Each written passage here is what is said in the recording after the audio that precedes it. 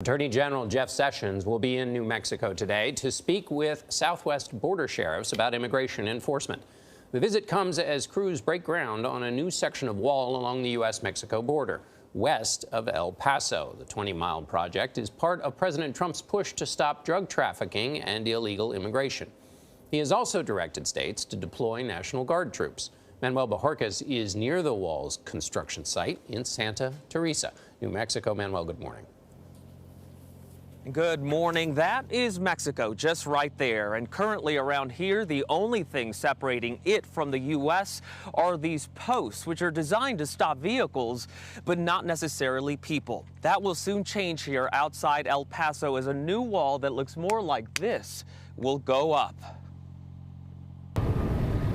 Outside El Paso, Texas, stacks of steel posts are being prepped for what will eventually look like this, an 18 to 30-foot wall spanning 20 miles of the U.S. southern border. It's going to be durable. It's going to be here for a long time. U.S. Border Patrol Sector Chief Aaron Hall says it will help block one of the country's busiest smuggling routes. Last year, El Paso Border Patrol agents caught more than 25,000 people crossing the border illegally and seized more than 34,000 pounds of marijuana and 140 pounds of cocaine. It's going to deter all but the most determined illegal entrants from entering the United States here. The new wall will have a 5-foot plate at the top to prevent trespassers from climbing over, and the posts will be driven into concrete to keep intruders from digging underneath. We have to have strong borders. We need the wall. Congress hasn't approved the estimated $73 million for President Trump's proposed border wall. But last year, the president signed an executive order to use existing money to jumpstart projects. More than 400 National Guard members have arrived since last week to patrol the border. I think that the rhetoric has been more harmful than helpful. Republican Mayor of El Paso, Dee Margo, worries stronger enforcement at the border will damage the relationship between the U.S. and Mexico. You cannot tell the difference between where El Paso ends and Mexico begins. We're really one community and have been for over 400 years. Critics are also concerned about the wall's environmental impact, but the Border Patrol says it works carefully not to disturb the surrounding natural habitat. The new section of wall is scheduled to be completed next spring. Nora? All right, Manuel, thank you. A new paint job is coming to part of the U.S.-Mexico border wall. Members of the U.S. military will spend about a month painting sections of the border wall. The task is to, quote, improve the aesthetic appearance of the wall. Do you know why black? For the color? Don't know. We wanted to see what it looks like when America's finest are made to do a summer job. While we couldn't get permission to embed with American troops, there are two sides to every big, beautiful wall. I was just wondering if you got any special training, or did they just give you a roller and just said, start painting? No training? Right into it. All right. Do you think it's going to be a better looking wall or a much better looking wall when you're finished with it? 2 sprays for yes. Nope, okay. My understanding of it, I mean, we don't know a whole lot about it. My name's Michael, by the way. Well, we've been told that it's a month-long job. I'd say thereabouts, and it's a... We could look for about a month now. So. About a month, yeah. And it's requiring about 100 people? We do. And is it all day, all night, or just kind of nights because it's pretty hot during the day here, right? Well, I mean, that kind of information I can't give out. No, I understand. That's fine. And so... Sergeant Cox, Yes, sir.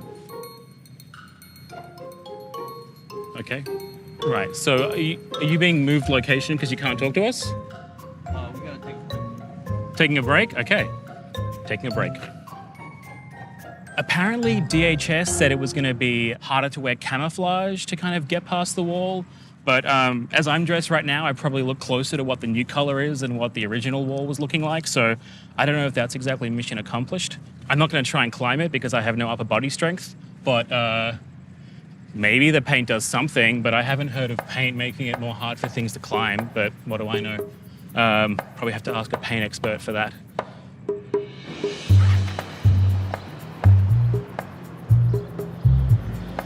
So we need to paint a wall. It is 1 mile long and 30 feet high. And it needs to be beautiful. What color would you recommend? Quiere que refleje alegría o que esté fresco, mida más, se vea más amplio. Podría ser algo así. Thin ice. Algo neutro. It's a bit on the clarito. nose. O This one? así es. Harbor Mist or Cityscape? Cualquiera de esos son tonos neutros y claros que te ayuda Or Elusive Blue? y hace que se vea todo, notes todo. Elusive is a bit like camouflage, so it's probably not what they're after. Que sea difícil de escalar el blanco. Que White? El blanco es fácil de ver. President Trump has said that he wants it to be black because he thinks it's important that it gets hotter. Nomás lo único que va a hacer es que le está dando facilidad en ciertas áreas a brincarse mejor. Es lo que te llevarías. Y en precio sería, en dólares sería esto. In dollars. 14,431. 14,000. Yeah. Así es, para pintar todo eso. Border Patrol quoting the job is going to cost $150,000. You think they paid too much for paint? Es que aquí es más barata la mano de obra y el material. Si lo hubiesen comprado aquí, les hubiera salido más barato el material. We can let them know over the border, and then they can come here if they run out of paint. Gracias.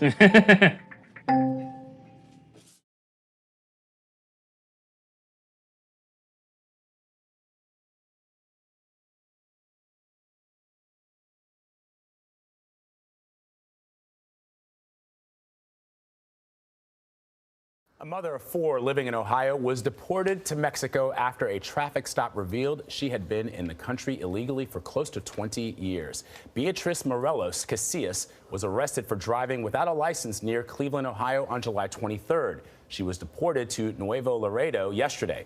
It's considered one of the most dangerous places in Mexico.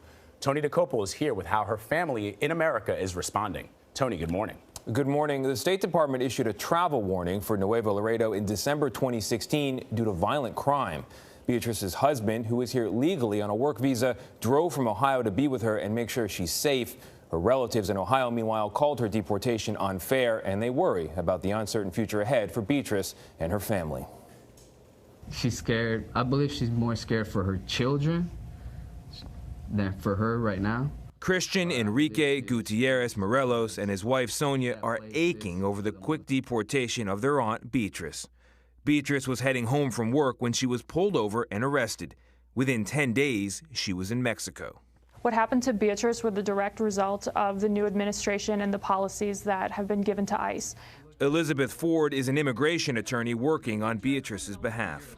People with no criminal history are being told they have to leave the country in a very short amount of time when they've built an entire life here with children and houses and families and jobs. ICE prioritizes our arrests based on criminal threats, national security, those who violate immigration laws. Acting ICE Director Thomas Homan has emphasized the Trump administration's policy of cracking down on anyone in the United States illegally. Last week in an off-camera briefing, Homan took a hard line on undocumented immigrants with children born here in the U.S. When someone chooses to enter this country illegally and they're here illegally and they choose to have a child that's a U.S. citizen, they put themselves in that position. Not the U.S. government, not the ICE officers. So again, we're forcing the law. The number of arrests of immigrants suspected of being in the U.S. illegally has risen in the first few months of the Trump presidency compared to the same time frame last year. But the number of deportations has gone down by 12% during that period. Homan attributes that in part to a backlog in the U.S. immigration courts that issued deportation orders. But Ford believes the administration is targeting undocumented immigrants with prior deportations because their previous removal order bars them from even going before an immigration court judge. It's an easy way to get high numbers of deportations. They can go directly from ICE custody to the deportation plane. People should be able to touch their hearts and be like, this is the right thing to do. She's a mother for 4 children. And right now, the family is focused on getting Beatrice out of Nuevo Laredo. Last week, a man who was also deported from her town of Painesville to Nuevo Laredo was reportedly kidnapped and held for ransom. He was returned after his girlfriend paid nearly $4,000 to a Mexican crime cartel. Is there anything her kids can do because they have legal status here to file to help their mom out? The oldest child is 12, the youngest is 4. So other than emotional support, there's a limited amount so far that they can do. President Obama deported large numbers of illegal immigrants out of the United States. Why has the number gone down? The numbers are down because there's a major backlog. Arrests are up, but those cases take time to process. And so there are now 600,000 people waiting for a final order or a decision on their case. President Trump on Friday called for an increase in the number of judges so he can move through that backlog more quickly. And Obama, I think, the president said he did it for some reason, want to influence legislation or something like that. Yeah, he's looking for more money for both border agents, ICE agents in the country to round people up, and judges. Thanks, Tony. Tony, thank you.